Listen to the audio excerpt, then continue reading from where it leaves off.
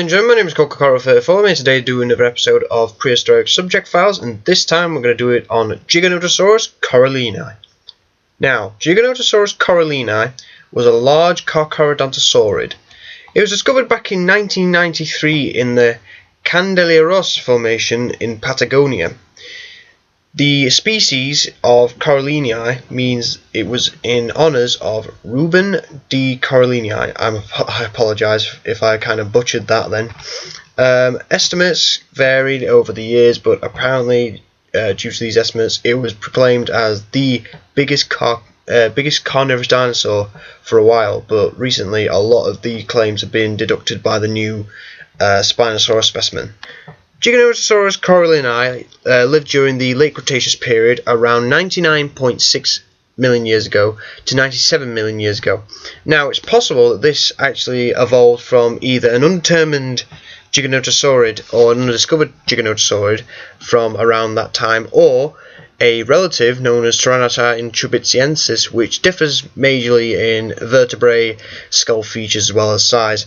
And also, it could be that Giganotosaurus actually had a direct descendant that's been discovered called Mapusaurus rosei, and that differs from size and skull remains and stuff like that, skull features. But it seems like that these were so closely related and so phylogenetically close that they were actually garnered their own little clade. They were actually given the clade of Giganotosaurini back in 2006. Even though Giganotosaurus was much lighter than Tyrannosaurus rex, it didn't really have the capacity to move actually quite fast. Some estimates of some tracks that have been assigned to Giganotosaurus, as well as biomechanical measurements of its bones, indicate that possibly Giganotosaurus could run at around 50 km per hour, which is 31 miles per hour. Now, Giganotosaurus has a typical carnosaur skull with the large openings, light skull, very large skull proportional to other carnivores, as well as the femur, which is different from other carnosaurs. But there are some distinguishing features that puts Giganotosaurus as its own genus and not in another genus with other carnivorous dinosaurs. Now, those features include a low skull, rugous or bumpy nasal bones, a ridge-like lacrimal crest. The lower jaw has a downward pointing projection or chin, and other features include the shoulder girdle is very robust, the vertebrae in the neck are very robust, and the caudal, thoracial and lumbar vertebrae have extended spines, neural spines, which could indicate that they had a very strong central muscle.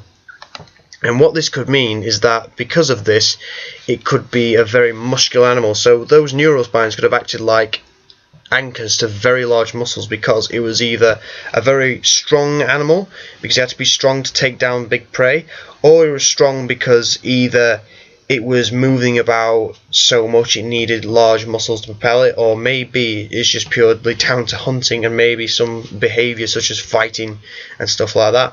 So yeah, it had a very large and robust body overall. Now, Giganotosaurus has been contended for either the second or the third largest carnivorous dinosaur of all time. Well, apart from some other dinosaurs that may contend for that spot, but overall estimates put it at around 12.5 to around 13.2 meters in length and weighed about 6 to 8 tons. Now, there are some estimates that put it around even bigger than that, but in my opinion, I think it's more plausible around 13.2, maybe even just 13 meters. It really does depend, because we haven't found the complete skeleton of this animal.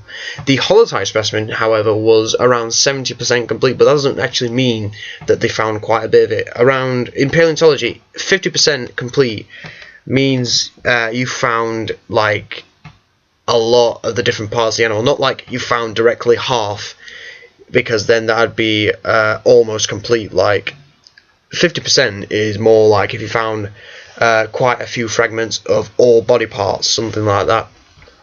But there are some estimates of Giganotosaurus that do excess about 13.2 meters and maybe 8 tons, which is the maximum in my opinion. So the brain of Giganotosaurus, like in this picture, is C and E. The brain of Giganotosaurus differs from other Carcharodontosaurids due to its enlarged brain, pretty much. Apparently it's 17% larger than that of Carcharodontosaurus saharicus. And the olfactory bulb, which is the one dedicated to smell, is actually quite a bit larger. The overall size of the brain is around 9.7 ounces or 275 milliliters, which is quite a sizable brain, but it shows that maybe Giganotosaurus was more of an ambush predator and may have travelled very, very large distances to find prey. And this could mean other things, like maybe it lived in a pack, maybe it scouted large areas, maybe Giganotosaurus was rare because it had a large territory, and when you have a large territory you don't allow other individuals of your species to walk into your territory freely, and therefore that's probably why the population of Giganotosaurus was not as large as, let's say, Allosaurus fragilis or Coelophysis. With some biomechanical measurements, we've actually been able to find out that Giganotosaurus had a weak bite force. However, there is some evidence that it did have a strong bite force due to the good side-to-side movements on its skull that was measured, as well as the fact that the good side-to-side movement actually indicates that this animal probably had really strong jaws. So it could be that Giganotosaurus did have a strong bite force, but not as strong as T-Rex. Another indicator is that the teeth have curved enamel ridges as well as an oval shaped cross section, which could mean that because they were thicker and more oval shaped, they could have taken a bit more pressure. So it means that probably Giganotosaurus was a lot more of a vicious biter, as we could say, or had a much more deadly bite than we first thought. Now, for years people thought Giganotosaurus lived along large sauropods like Argentinosaurus, but in fact it lived alongside sauropods such as Lemmaeosaurus, Nopicanspondylis, and Abelisaurids such as Ecrixiantosaurus, and Dromaeosaurids such as Butyriraptor, as well as Alvarezsaurids like Anlastria, as well as other creatures like crocodiles and turtles and a few insects. Now, it probably didn't encounter large sauropods as big as, let's say, Argentinosaurus, due to it living many, many miles away from Argentinosaurus, and possibly Argentinosaurus didn't evolve until after Giganotosaurus. But however, there are other species they probably encountered. Like there's a species known as Andeosaurus, which is quite a sizable opponent for Giganotosaurus, but it's not in the size category that is Argentinosaurus, which is around 30 plus meters possibly. So yeah, even though Giganotosaurus didn't come across giants like Argentinosaurus, it definitely did have to contend with large prey, and did contend with sizable prey as well as sizable predators. Now, Giganotosaurus has made quite a few pop culture appearances, especially in the Walking with Dinosaurs special Chased by Dinosaurs episode 2, as well as the special known as Giants of Patagonia, as well as some other things like in Dino Crisis 2, lots of books, lots of different things. I think there's a book based purely on Giganotosaurus. It's a children's book, I forgot what it's called.